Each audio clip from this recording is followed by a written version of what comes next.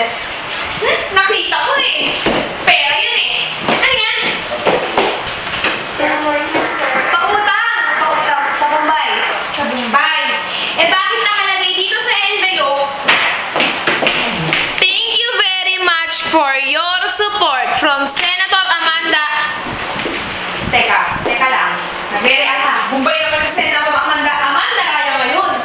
Thank you. Suhol niya no? Suhol niya. Umami ka. Hindi. Hindi. Ano to? Regalo.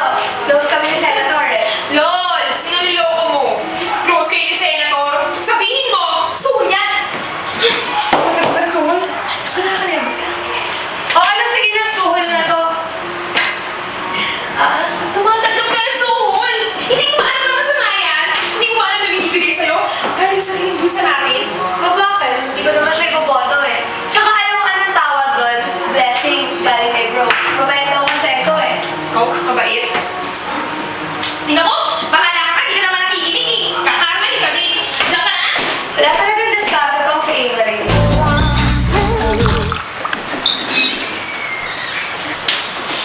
Uy, Ariel, kamusta? Balita ko nakatanggap ka daw ng suhol ah. Suhol? Kanina mo naman nalaman? Kay Evelyn, no? Shhh! Huwag ka maingay. Baka sabihin niyang ako nagsabi sa'yo. Nakwento lang naman niya sa akin kanina yun eh. Napaka-chismoso talaga ng babaeng yun. Umanda siya sa akin pag nakita ko siya. Hay nako, napaka-chismosa talaga. Kaya hindi umunod itong bansa natin eh. Dahil sa mga chismosang katulad niya. Nga pala, i-chismis ako. Alam mo ba na si Senadora Amanda Raya daw, eh, nagbibigay ng suhol sa mga tao? Talaga? Paano mo naman nasabi? Ay naku, narinig ko kasi si boss kanina. Nagtatalo sila ng senadora about dun sa pautang ata. Ang sabi pa nga, eh, kapag hindi daw nanalo senadora sa eleksyon, eh, mapupuna na daw ang pensyon natin. Pura ka talaga. Oo nga eh.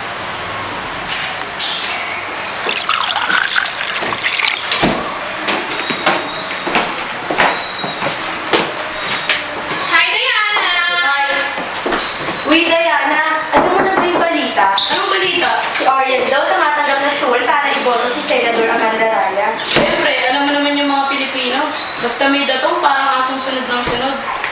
Di mo naman kasi sila masisisi, ang hirap ng buhay. Oo eh, sa sobrang hirap ng buhay. Ayan yung mga bata na naliligo sa ilog ng basura. Ba't ba kasi ang daming kurakot eh? Kung ang tao may aret, alos mahirap. Kaya nga ako, pag ako bumoto, sisiguraduhin kong di siya magnanakaw. Hoy, nakikinig ka ba? Oo. Sino nga ba iboboto mo? Basta matalino at di mandaraya. Kaya ako, babantayin ko ang boto ko para maging maayos ang kinabukasan natin. Mandara! Kapag ka gumagano'n ka. Ay, yung Ito yung sinasabi ko sa'yo. Nagwala ka sa akin. Hoy, chismosa, ano ba nung pinagsasabing tumatanggap ako ng suhol? Teka, bakit? Totoo naman, di ba? Tumatanggap ka ng dirty money. Teka, sino sabi sa'yo? Hindi na importante yun.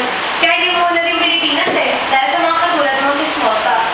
Baka sa mga katulad mo tumatanggap na suhol sa mga mandaraya. Teka, tumigil na nga kayo dalawa. Pareho lang kayo eh. Teka, ikaw siguro nagsabi, no? Ikaw napakabalimbing mo talaga. Kanina na sinabi mo walang niya si Arya. Tapos ngayon, kinakopya mo na siya? Ano? Sinabi mo yun? Teka, wala namang ganyanan.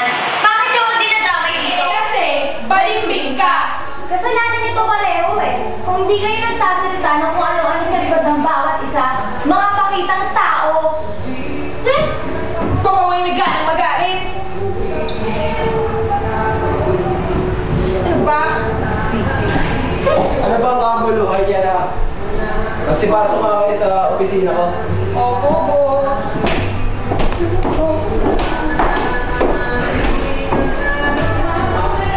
Ano bang kamuluhan niya na pinag-away sa labas? Explain nyo nga sa akin dito ngayon. Kasi kayo!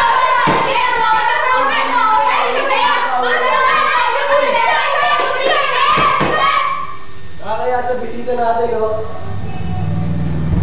Nagkakaroon nga pala sa inyo lahat. Ako nga pala si Amanda Raya. It's nice to meet you all.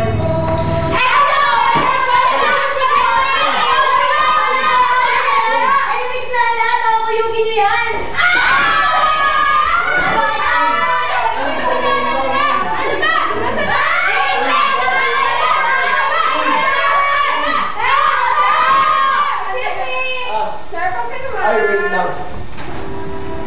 Para sa ano to? Sa appointment niya, sir. Nasa call siya. Okay, thank you ah. Kita ka ba?